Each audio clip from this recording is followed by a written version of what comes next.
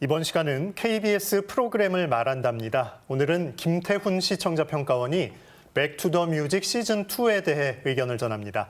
김태훈 평가원 어서 오세요. 안녕하세요. 안녕하세요. 네, 김태훈 평가원은 백투더뮤직 시즌2의 어떤 점에 주목했는지 궁금합니다. 말씀해 주시죠. 세상을 바라보는 여러 가지 방식 중에 이분법적 관점이 있습니다.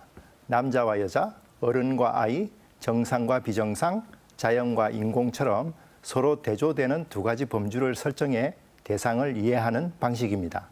지역에 대해서도 중앙과 지방이라는 이분법이 존재합니다. KBS에도 중앙에 해당하는 KBS 본사가 있고 지방에 해당하는 지역방송총국이 존재합니다. 규칙이 정해진 건 아닙니다만 보통은 본사가 제작하는 프로그램과 지역방송총국이 제작하는 프로그램의 성격이 다릅니다. 본사는 전 국민을 대상으로 하는 보편적인 프로그램을, 지역총국은 지역민을 대상으로 하는 특별한 프로그램을 주로 제작하죠. 그런데 이런 선입관을 깨는 프로그램을 시청자 여러분께 소개해 드리려고 가져왔습니다. 바로 KBS 전주방송총국이 제작하는 음악 프로그램 백투더뮤직입니다. 이 프로그램은 오프닝 영상부터 예사롭지 않습니다.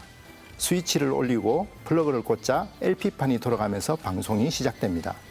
승합차 하나가 나타나 속도를 높이는가 싶더니 번개와 함께 갑자기 사라집니다. 그 속도가 얼마나 빨랐던지 바퀴가 지나간 자국에 불길이 타오릅니다. 저를 포함해 1980년대 중후반을 기억하는 중년 이상 세대는 이 영상이 갖는 의미를 바로 이해하실 겁니다.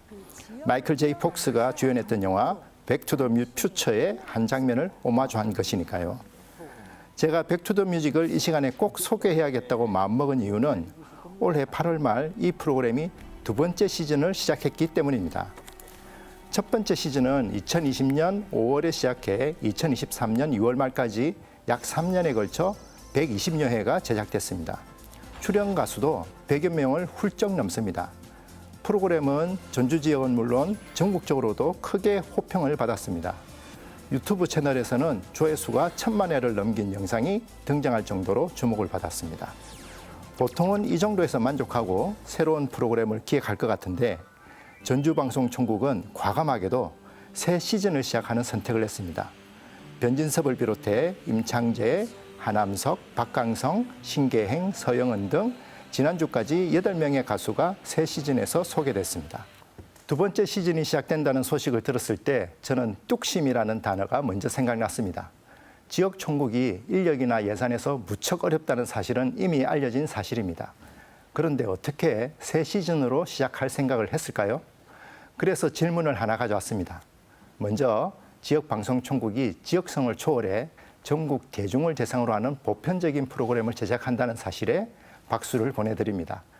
이 프로그램을 기획할 당시에 의도와 목표를 알고 싶습니다. 네, 이에 대한 답변은 백투더뮤직 시즌2를 제작한 이휘현 부장에게 서면으로 전달받았는데요. 정은혜 아나운서가 대신 전해드립니다.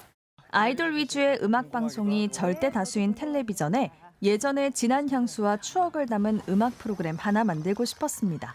콘서트 7080이 종영되면서 설 자리를 잃은 가수들에게 다시 무대를 드리고 싶었고 또 그들의 인생과 노래에 전 세대가 공감하길 바랐습니다. 그 주체가 굳이 서울 본사 예능국일 필요는 없다고 생각했습니다. 전주 총국이 가진 제작 역량으로 충분히 고품질의 음악 프로그램을 만들 수 있다고 자신했으며 그렇게 의도했던 바를 잘 성취해 나가고 있다고 자부합니다. 네, 답변 잘 들었습니다. 이어서 김태훈 평가원의 의견을 듣겠습니다. 제작진의 답변에서 엄청난 자부심과 자신감이 느껴집니다. 사실 제가 이 프로그램에 주목한 가장 큰 이유가 제작진이 말한 것처럼 실제로 고품질 음악 프로그램이기 때문입니다. 프로그램에 출연하는 가수는 백투더뮤직이 직접 구성한 전속 밴드의 반주에 맞춰 몇백 곡의 히트곡을 직접 부릅니다. 밴드의 연주 실력은 물론이고 음향과 촬영에 대한 자신감이 없으면 만들어지기 어려운 장면이죠. 백투더뮤직은 이렇게 매회 오리지널 음악 영상을 제작해냅니다. 프로그램 진행자인 여성 로커 소찬이와 트로트 왕자 신유의 활약도 빼놓을 수 없습니다. 첫 번째 시즌에 이어 두 번째에도 함께 호흡을 맞추면서 출연 가수의 음악과 인생 이야기를 편안하게 이끌어냅니다. 중간중간에 삽입되는 평론가들의 해설은 출연 가수의 위상은 물론이고 당시 시대상까지 입체적으로 이해할 수 있게 도와주죠. 매 회차 노래를 소재로 한 다큐멘터리 같다 하여 송큐멘터리라는 별칭도 가지고 있습니다. 크게 보면 이번 두 번째 시즌과 지난 첫 번째 시즌의 형식과 내용이 비슷해 보입니다. 하지만 자세히 뜯어보면 해설 부분이 앞선 시즌 대비 좀 더 보강된 것 같은데요.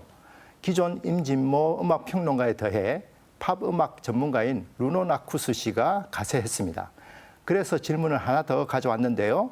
두 번째 시즌은 어떤 점에 주안점을 두고 기획하셨는지 궁금합니다.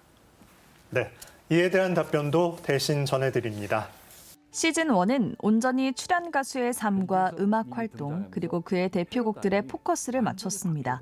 반면 시즌 2는 가수의 예전 활동과 히트했던 가요의 정보를 기본으로 하되 어떻게 그 가수가 인기를 얻게 되고 또 그 노래가 대중의 환호를 받게 되었나라는 물음을 단순히 가수의 능력이나 노래의 매력에서만 찾는 것이 아니라 당시의 시대적 맥락을 일종의 콘텍스트로 삼아 분석해 나가고 있습니다.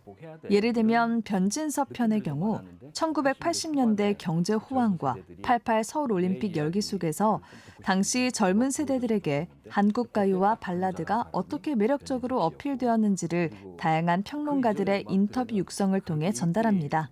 당대 인기 가수와 히트송의 궤적이 가수 개인의 대중예술 활동에 국한하는 것이 아니라 한국 현대사의 흐름과 함께 발맞춰 왔음을 드러내고 있습니다. 대중가요를 통한 일종의 한국 대중문화사를 백투더뮤직 시즌2가 기록해 나가고 있습니다. 네, 답변 잘 들었습니다. 이어서 김태훈 평가원의 의견을 듣겠습니다. 백투더뮤직은 지역 총국도 전 국민을 대상으로 한 대중적 프로그램을 제작할 수 있다는 사실을 보여줍니다. 물론 전주 총국에 이런 역량이 어느 날 갑자기 생긴 것은 아닙니다. 2015년에 이미 국악 한마당을 본사 예능국과 나눠 제작하고 있고 2020년에는 국악과 현대음악의 퓨전을 도모한 조선 팝 드랍 더 비트를 제작한 바가 있습니다. 또 2019년작인 휴먼 다큐멘터리 순창 할미넴은 미국의 에미상 다큐멘터리 부문 결선까지 올랐습니다.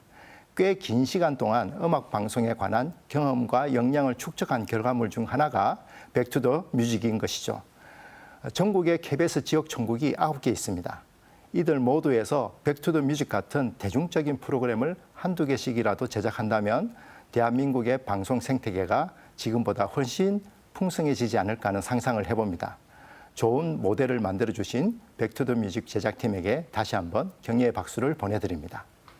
네, 백투더뮤직 시즌2에 대한 자세한 분석과 의견 잘 들었습니다. 함께해 주신 김태훈 시청자 평가원 고맙습니다. 고맙습니다. 고맙습니다.